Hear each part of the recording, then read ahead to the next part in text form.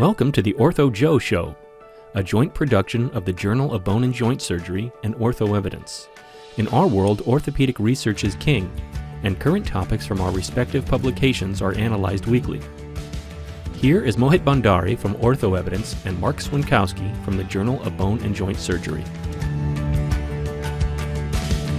Well, another bright and early morning here in the upper part of the United States, and I think we're north of you there in Hamilton.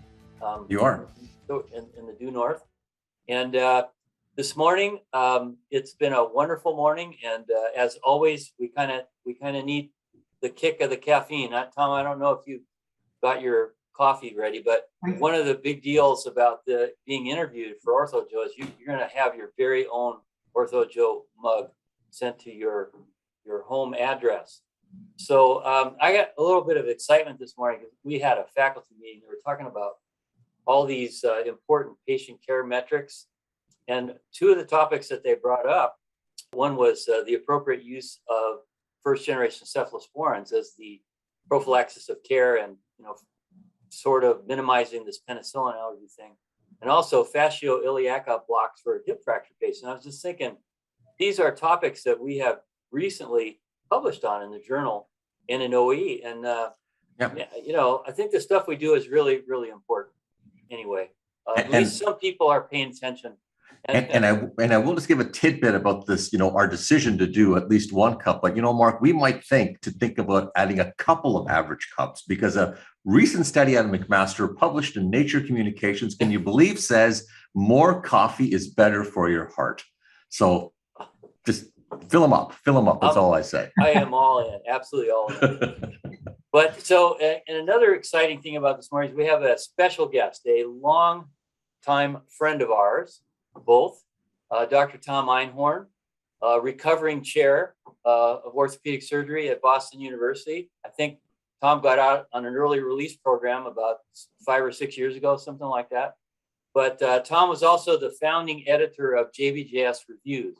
And we're going to ask Tom a couple of things about the journal that he developed and where it's at today.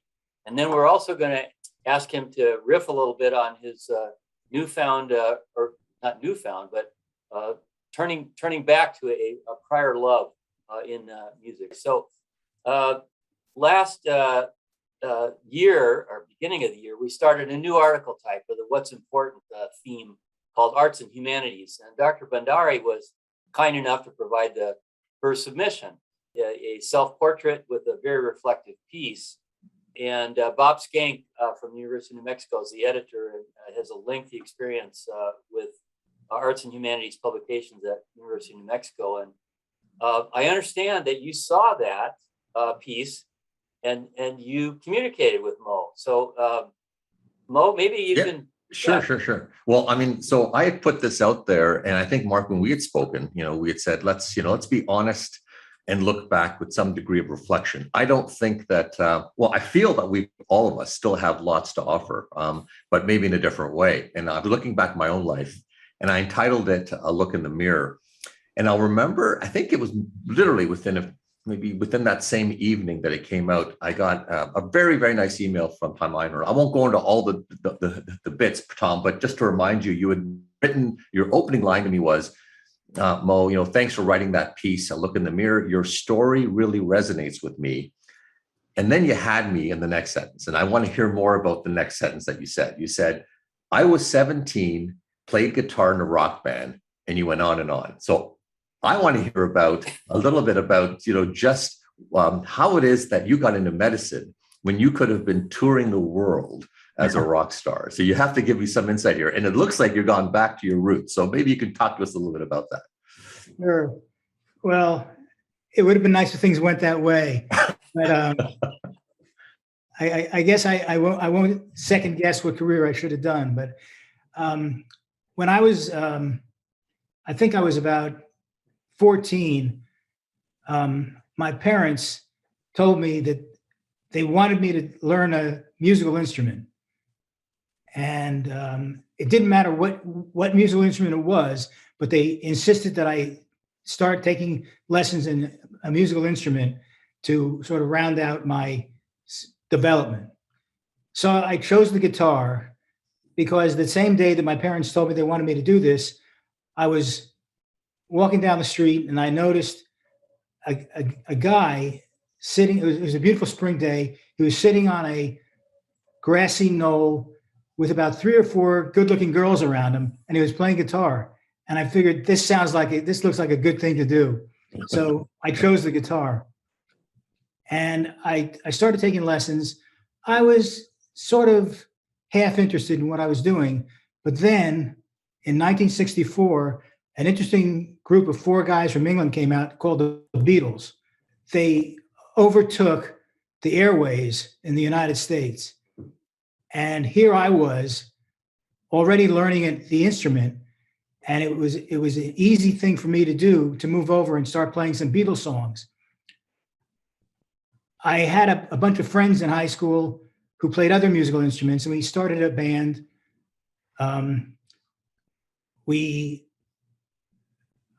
I also joined a folk group, and throughout the beginning of the 1960s, I was learning to become a guitarist, and I had a pretty good singing voice and sing some songs. Then what happened is that there was a guy who used to promote concerts in New Jersey. I grew up in New Jersey. He would promote these concerts, and the band that I was in would be the warm-up group. So I actually was in the warm-up band for a bunch of pretty cool bands like the Association, Cream. Wow. Yeah, they played that was and the Who. And I'll tell you, so you played some big venues then, Tom. You mean there would have been?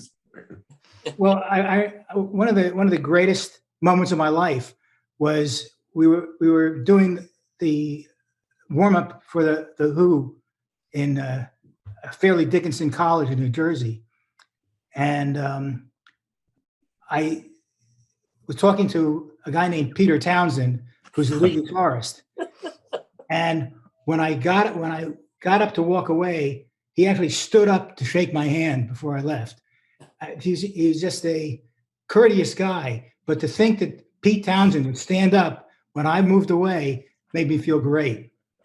It turns out that we were 4 guys in this group. I played rhythm guitar. There was a lead guitarist, a bassist, and a drummer.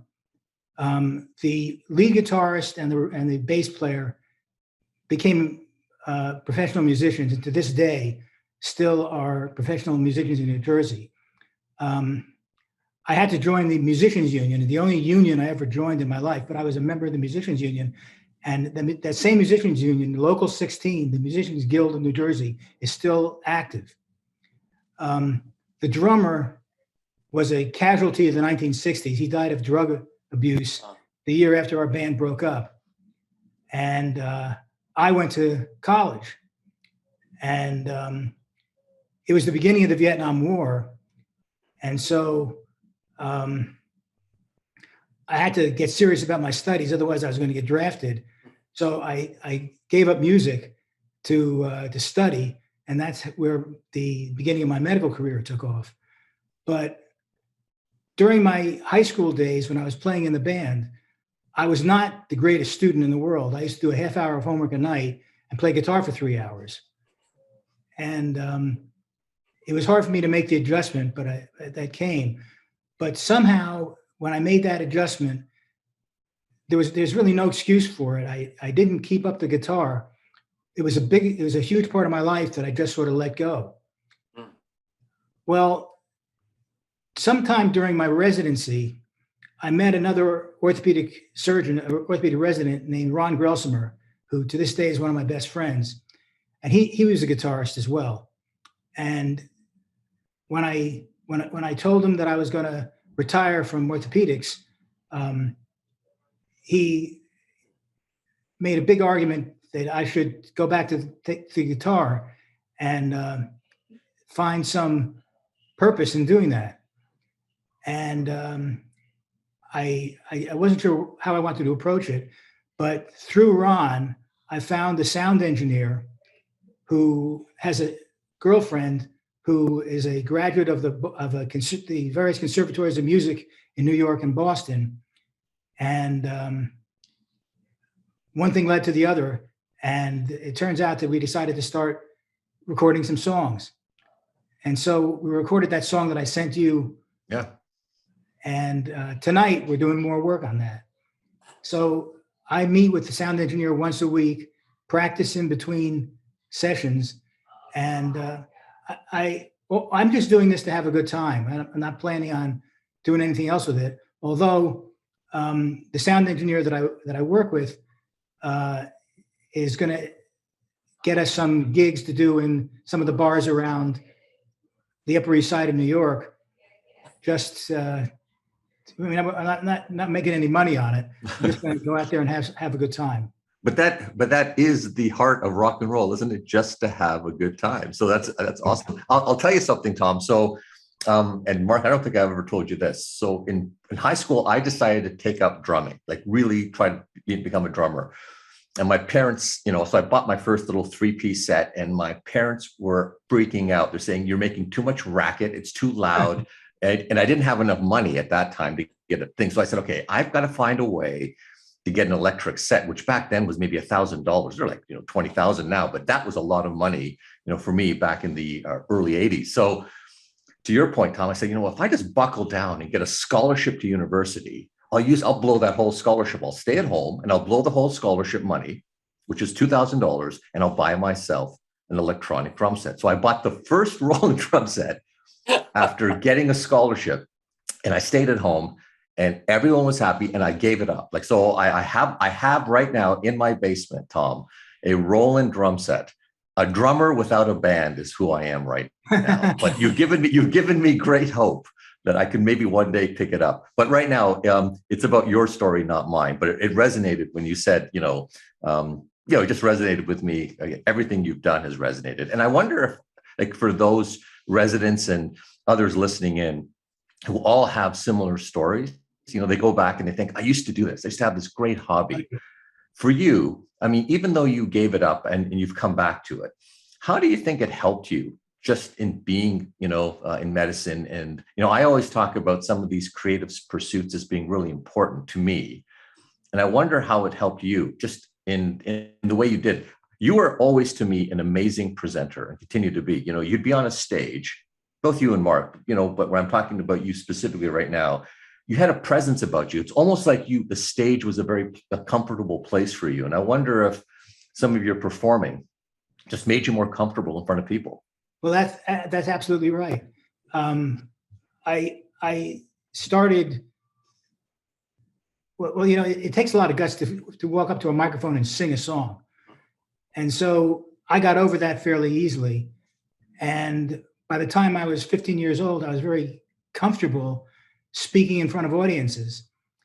And I remember when I was in high school, I took a class in public speaking, and I did very well in it because I think I had this experience from being in a band, announcing songs, singing songs, that did really support my future career when I would be giving talks to professional societies and associations. So you're right. That's really how I found it to be helpful.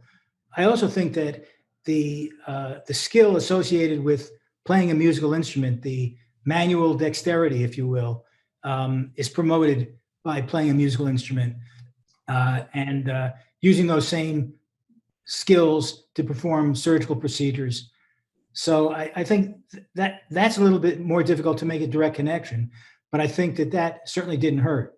But standing up in front of a group and feeling comfortable in front of a large group, that was something that was helped by my career in music. Tom, I got to ask you, what was the name of your group earlier in your career? What was your name? The Calliope. So I've got to ask you, have you had any discussions with old band members of putting the band back together? No, I haven't done that. The ensemble that we're developing would be me playing rhythm guitar. The sound engineer, whose name is Bruno Sutter, I want to give him credit. He played lead guitar. I think I don't want to say fiance, I'll say significant other, is the pianist.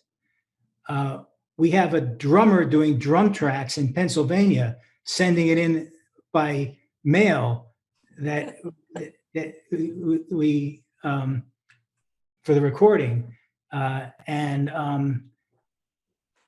we've got a woman who plays violin, and we're going to work her into this as well. Well, I understand that there's a drummer who's looking for a gig. So you might. Well, if I ever get to New York, I'm 100% going to find a way to connect with you, Tom, and we're going to have to do something, or at least let me listen and be a fan. That's pretty. I want to shake the hand that shook Pete Townshend's hand. That's what I want to do. That's what I want to do.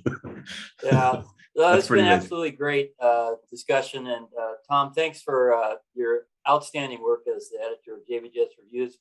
But I think the latter half of the conversation is even more important. And I just have to, again, give credit to Mo for pointing out to the orthopedic community the very, very, very important issue of life balance and pursuing creative pursuits and how it really makes us all better humans and better physicians and better surgeons. So Mo, kudos. I continue to read your LinkedIn posts, and they're very impressive. And thanks for doing that for the orthopedic community. But now I'd like to change topics. So first of all, Tom, JBJS Reviews was what, 2013, I think? I think so. You start? Yeah. Is that right? Yes. Sounds about right. Yeah. So 9 years, and it's a highly cited publication. And I think when you started, you really had to kind of hunt for content, but I don't think you have to do that anymore. But maybe there's a few things you're looking for. So why don't you just let the audience know kind of where you're at with JBJS Reviews and where you'd like to see a little more content. Sure. Well, my involvement with JBJS Reviews back in 2013, when it was initiated, probably stemmed best from my experience as the deputy editor for Current Concepts Reviews. Right. That I did for about a decade before we started this new journal.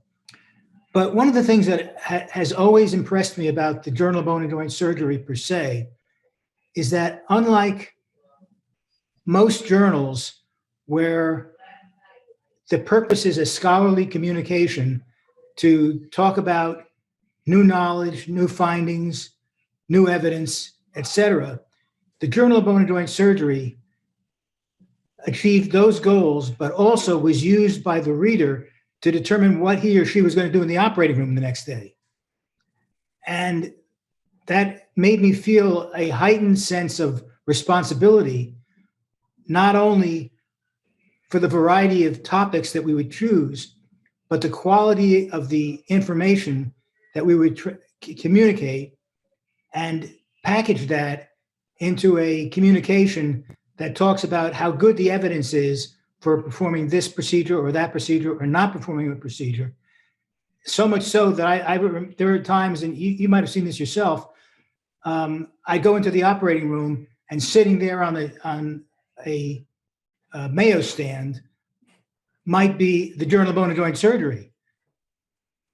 And someone would be reading what it said in the conclusions or in the discussion section during the midst of an operation. Have you ever experienced anything like that?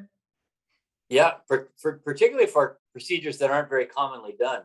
I have to admit, I recently did it myself for a sternoclavicular ligament reconstruction procedure, which is something I've done less than half a dozen times. So yeah, I've done it myself. And so as the editor of this new journal, and in association with the associate editors who support it, we have a heightened sense of responsibility for what we publish. Not only that it be good, that it be accurate, that it be based on good evidence, but that the way in which it's communicated is such that it allows us to improve our patient care directly.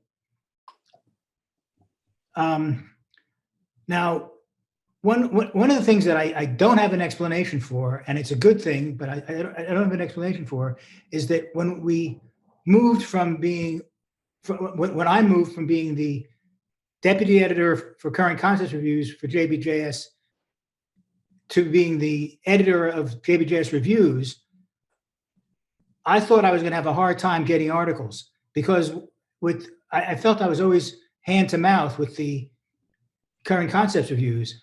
But somehow, and I don't have an explanation for it, when we started a new journal, the orthopedic community embraced it and started sending a lot of unsolicited narrative reviews. And the quality was very good. And so I've got a good problem, which is that I've got enough articles to fill the pages, and the quality is very good that I think that the future is very bright, and the responsibility we have is to maintain the level of evidence and the excellent grades of recommendation for the procedures that we perform and the treatments that we render. So are there any topics or types of articles that you'd like to see a little more submission? Yes, material? absolutely. There are two types of articles that we'd like to see more submissions for. One is the critical analysis reviews. In a critical analysis review, you have four types of articles: a level A, B, C, or I. A is good evidence with consistent findings for or against recommending an intervention. An article based on level 1 studies. A grade B would be fair evidence it would be composed mostly of level 2 and level 3 studies. C is poor quality evidence, level 4 or 5 studies. And then I, there's insufficient evidence to make any recommendation. That's a very hard format, and I think that it leads to a very valuable article at the end of the day. The other type of article that we are interested in is the team approach article, and I think I really need to take my hat off to you, Mark. That was initially your idea, and the idea is that the co-management of patients would be depicted in these articles, so we would see how different subspecialists would interact with the primary care physician or the primary doctor, depending on what the medical problem was, that would allow the input of several providers to give a comprehensive overview of a topic and hone in on the key points that need to be addressed. Just as an aside, before I became the chairman of orthopedics at Boston University, I probably looked at a half dozen different jobs. And the one thing that I remember was I would see from place to place is that the heads of the departments of medicine were very interested in co-management of patients. And this is something that I think has really taken hold and has really blossomed throughout medicine. And I think it's a very good thing. And we'd like to use the Journal of Bone and Joint Surgery reviews to highlight those kinds of articles. One of the challenges is getting reviewers to understand the purpose of the team approach article, because the way we set it up is we have a case presentation, and then using that case, the different subspecialists would interact to come up with the best team approach for the problem. So I have to say, I cut a lot of slack to those articles when they come in, because the reviews sometimes are very negative. And what I know is happening is that the reviewer doesn't get it. So that's something for us to work on. Yeah, I think it's the way we practice, right? You know, I know some of the problems that you've highlighted in that area is like prosthetic joint infection. What's the perspective of the infectious disease doctor? What's the perspective of the surgeon? What's the perspective of the physiatrist, et cetera, et cetera. So it's the way we practice, and I'm sure you're going to get a lot more submissions. for this because we just need to get the word out that this is an article type that we're looking for. Right. So, Tom, you've done a fabulous job as editor of JBJS Reviews, and it continues to be very, very strong. And you deserve a whole lot of credit for this. Thank you for doing that. So, Tom, we wish you all the best as a continued work as an editor, and even more, we look forward to. I hope you'll share some of your recordings with us at least, and let us know which bars you're going to be in, and maybe we'll. That would be fun. That would be fun. Be in the audience. That would be great. So, thanks very much. You'll get your Ortho Joe mug shortly, and looking forward. Best regards to Kyle and your family. Thanks. Same here. Thanks for being with us. My pleasure. Take care.